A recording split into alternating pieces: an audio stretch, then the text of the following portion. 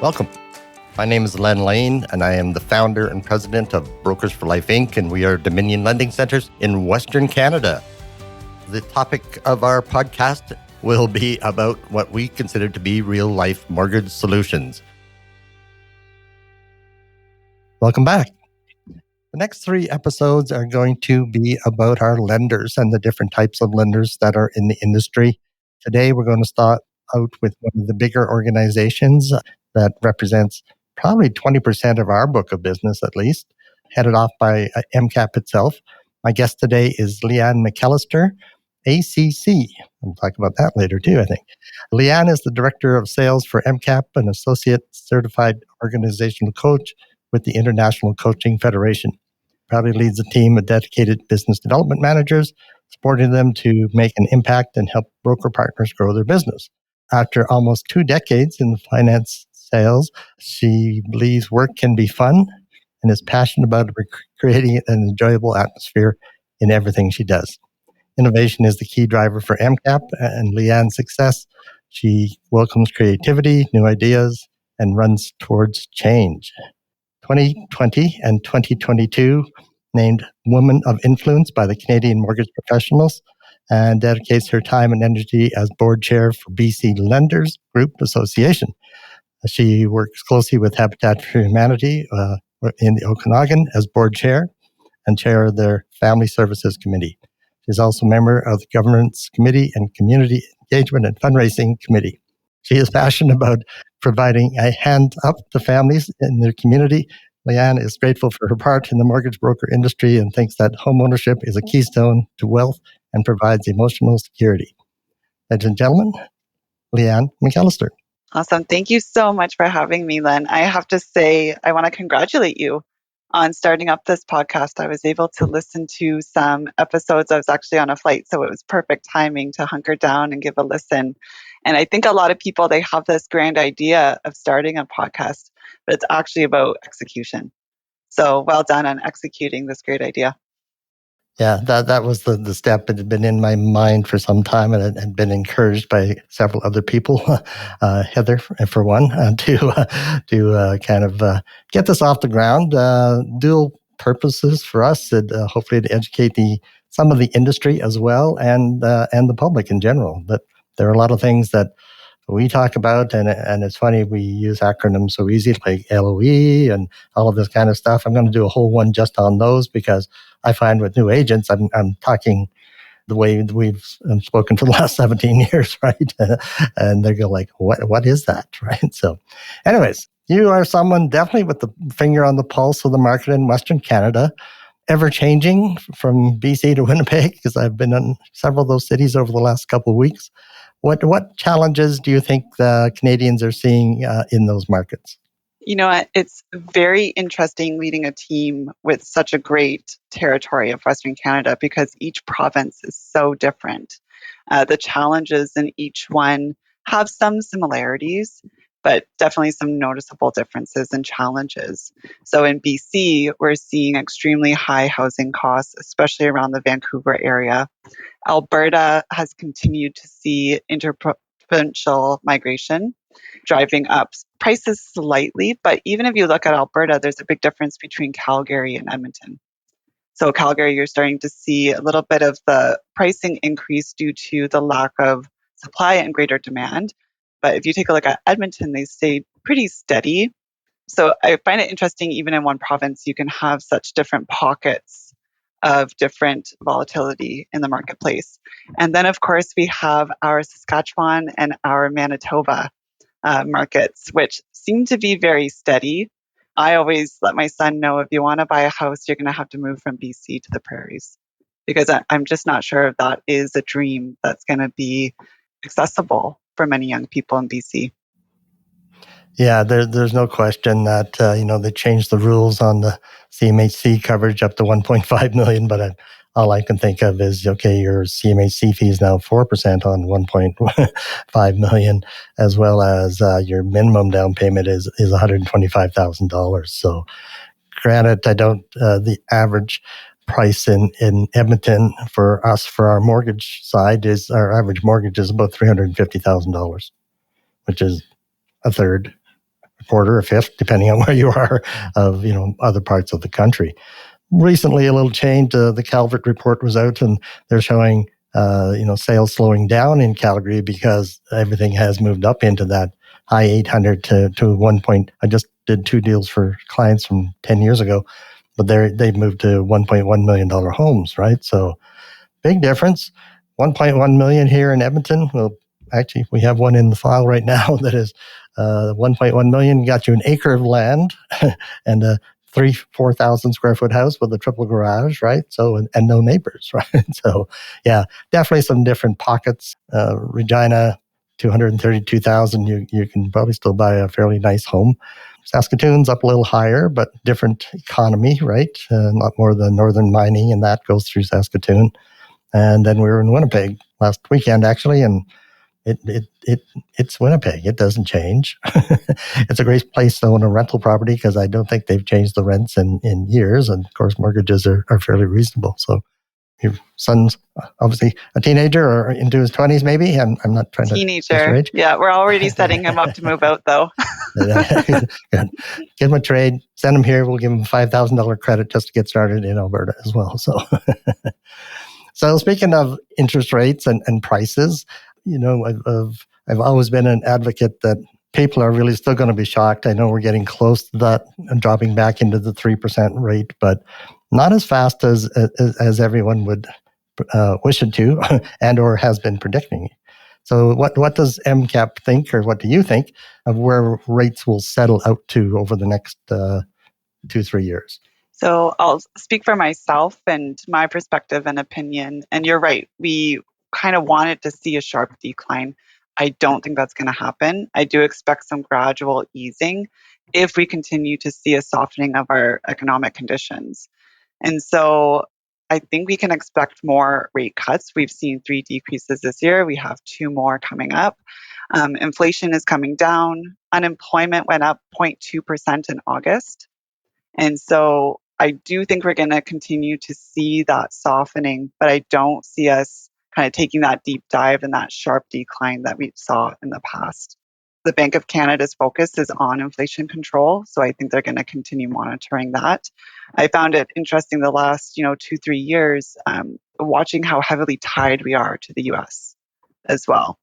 So for any brokers out there listening, just making sure that they're staying up to date, not just on Canada's inflation, but also the US unemployment rates and inflation as well.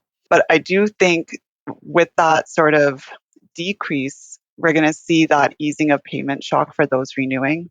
We still have a ton of 2020 and 2021 mortgages that are coming up for renewal. And that's been really hard for a lot of Canadians to see that payment increase so much, with the cost of living also increasing. And then I get excited for any of those first-time home buyers that have sort of been waiting on the sidelines to get into the market.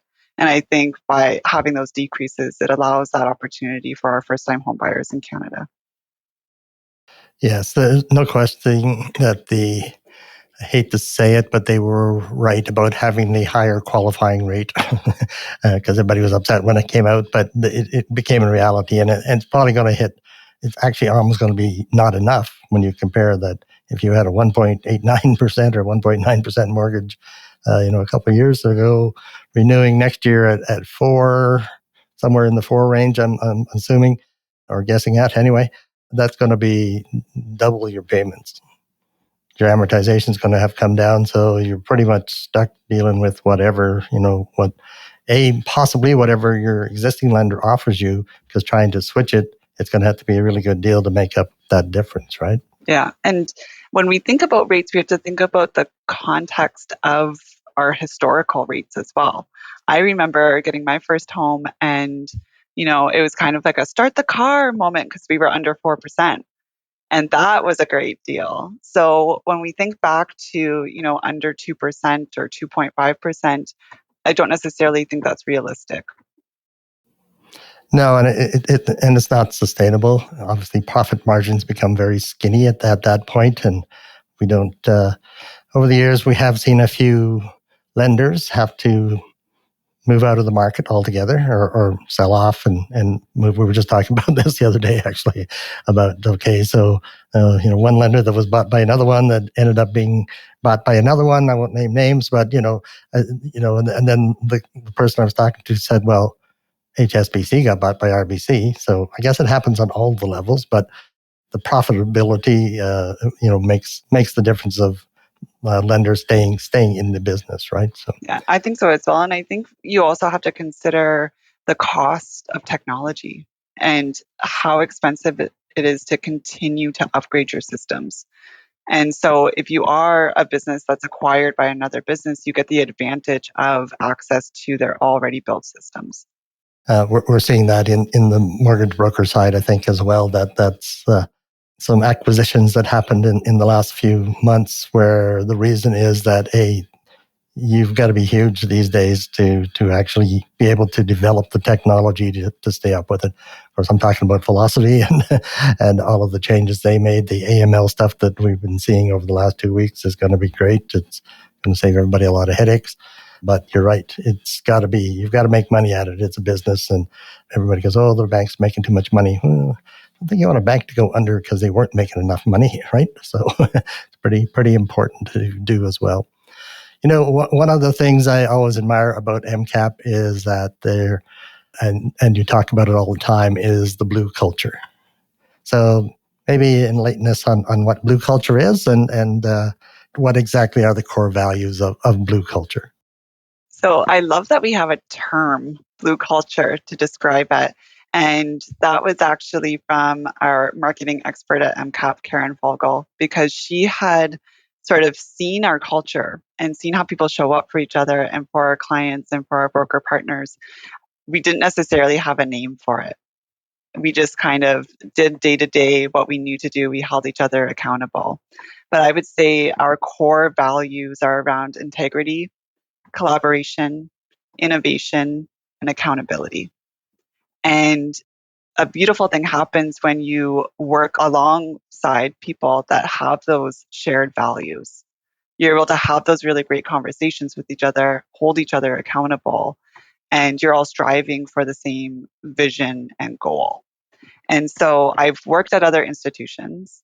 I'm very proud to work at MCAP. I'm very proud of how our teams show up for each other, but also there's this ability to have great communication across departments. And that's something I have not seen in my past experience, where oftentimes organizations get so large that there's miscommunications between departments. Or I always use the analogy of, you pass the ball to someone and then they pass it back to you, and then you got to pass it to someone just to find someone to help you. But at MCAP, there's just this ownership where, hey, I can help you with that. I know the person. I'll take it off your plate. We'll get it done. There's discussions and conversations about how to be better all of the time. So I'll give a great example on our sales team. We believe in criticism, and we use that word criticism. I think for a long time it was kind of hidden, where people were scared to give it. But the truth is, you can either take it or leave it, depending on what is offered up to you. But there's this sense that we all want what's best for each other. And so if we're letting you know something, so I often use, checking your blind spot for you. It's, an act of caring. You want that person to succeed because you understand that each person, as they become more successful, it raises everyone up around them. And so I think collaboration is key to our success as well. And collaboration comes in many forms, but oftentimes, especially at MCAP, it comes in the form of brainstorming and thinking outside the box and, not being strict with the rules of what does the future look like, but dreaming really big and then getting other people on board. And I think that is the foundation of any sort of innovative solutions that we're able to come up with. That's interesting, because just one podcast I did with someone else on talking about our own organization, right? So it's someone quite high up once said, well, you run it like a family. I'm going like, well, yes and no. But the whole basis of what Brokers for Life does, and it's called collaboration, right? everybody's trying to make everybody better, and everybody helps everybody because businesses don't cross each other, right? We all know lots of people, but it doesn't seem after 17 years we really haven't seen that happen, right? Very seldom. Yeah, I think there's a difference between being competitive with each other and then actually understanding that you benefit from sharing your success and sharing your processes in order to make the entire broker industry stronger. And some of the things you have done, I hand out the format for putting your notes into the deal to every new agent. Start here. Here's a guideline. This came from MCAP. It's been here, I don't know what, 2-3 years now, right? But it's just so much easier than me trying to say, okay, well, tell them about this, and the other part, of course, is what are the issues? Figure that out before you send the deal in so we know, right? And we can deal with them up front if there are any. But it's good to hear that within management. I've worked for some huge companies, Brookfield being one of them at one time. It was probably the worst cutthroat organization I've ever worked in. I'm going to name names in this one. They can't sue me anymore. But it's, to have that within yourselves where you can say, that doesn't make any sense. We shouldn't be doing that, and not have everybody lose their minds. It is a pretty a unique situation. All of that is nice, warm, and fuzzy. There's always lots of changes. Not everybody agrees with them, but the industry keeps evolving, regardless of how it looks. But they've become MCAP as a group has become so big, including RMG, which they had already, but then Merrick's now, and all of the paradigm. So lots of changes within that. I see some of the technology has flowed over, which is great, and is that part of their long-term vision? I guess is to expand that so that everybody kind of looks the same. You know my opinion on that already, but it's kind of good to see that they were able to do that and mesh those organizations together, because they were all quite large at one time, right? Well, and I think it's quite unique to be part of a multi-brand strategy where there are sort of different companies underneath the umbrella. It allows for also different cultures for the employees and also different partnerships with those brokers under each one. When it comes to systems and technology, that's what we were kind of talking about, how expensive it truly is. And so if you're able to build something that more than one brand can benefit from, that's where you're going to start to see, the portals look the same, maybe they're a different color. But it's because they were built knowing that it had the capacity, it had the security, and it had the functionality. So we're really proud of our broker portal. So many people have worked on that for many years. And one thing I really do appreciate about MCAP is before we really launch anything, we take into account our broker feedback. So whether that's sort of running pilot programs with a select group of brokers so we can get the feedback and make changes before we go to a full launch. But other organizations I've worked for in the past, it's kind of like they put something out there and, they don't want to hear any feedback and they don't want to make any changes.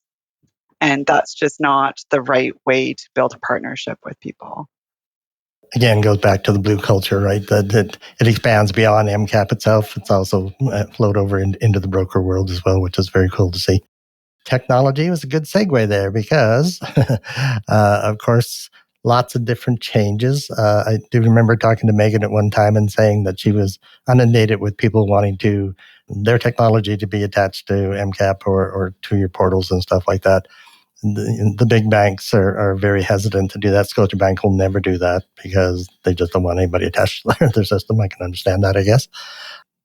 Technology like velocity. So how much has that changed the underwriting side of it, I guess? Is that easier for the underwriters? I know they have to turn a corner there where instead of me loading them up, I'm just now clicking buttons and sending it all at one time. You probably remember at one time where we used to fax everything. It's kind of the same thing, except I'm doing it electronically now, right? How has the underwriting side managed that change, or are they managing that change, I guess? I guess this is where I get excited about where the future is heading because we have seen so much change in such a short amount of time. So I remember when I first started in the broker industry, it was emailing documentation, which was an absolute nightmare. If you were following up and saying, hey, did you get this? Hey, did you get this? Was the attachment too big? Was I missing a page? And so I find having the portals, especially direct connected, it is allowing for an easier flow of that information to get to our underwriting system. But I always think about the security of Canadians as well. So you're no longer emailing. You should never be emailing that personal and sensitive documentation. It's just not a safe way to get us the information anymore. And I also like that there's programs where it kind of does the PDF converting for you. Gone are the days where, we have to piece together 50 JPEGs into a PDF. So I think it's also easier for clients. They know that their documents are going to be safe. Cybersecurity is something that we should all be diligent about, especially when we take a look at our processes or the systems that we're using. Yeah, and velocity, I've been preaching this one for a while. I finally got the whole team over there. We've been there over a year now, but it was like you send out the client experience. It gives them a list of documents to upload. Whether they upload them or not, that's always the issue, but everybody's getting a little better at that. It comes into the system. We can review it. We can open them up within the cloud that they're in and check them over, of course. We implemented FastKey a little bit ahead of Velocity, actually. So we're going to be using that again for NOAs because, the government forms seem to be the easiest to manufacture. That's going to be the new Velocity kick will be that the ID verification is built right in as well. So another step that is going to be automatic. And of course, bank statements is already included in part of that as we get the 90 days direct from the bank through Flinks, right? So there really is a point where once everybody gets their head wrapped around it, I think that you can have a complete check through file, never print one copy, never email one copy of anything anywhere, and do it directly from to the portals for the lenders that are on board with that already. And it really makes me very happy because we do audits, of course. Always checking where the documents are and stuff like that. But it's that much more secure for the everyday client, to send me his NOAs I don't want that. We'll get that for you. We'll get it in a secure manner and not have it ever show up in your email. So that's huge, right? Well, and I think just the ease for clients to be able to use a portal, take a picture, upload it. And I also think for brokers, I love that you said you open them up and review them before you send them to the lender. That's a huge thing. I hope my whole team is doing that. Yeah. That was one concern I did have with that direct connection where, oh no, are they just going to press the button and send it to us? Because oftentimes that's what causes the delay if you don't review them and then we have a question and then we're waiting for you to get back to us.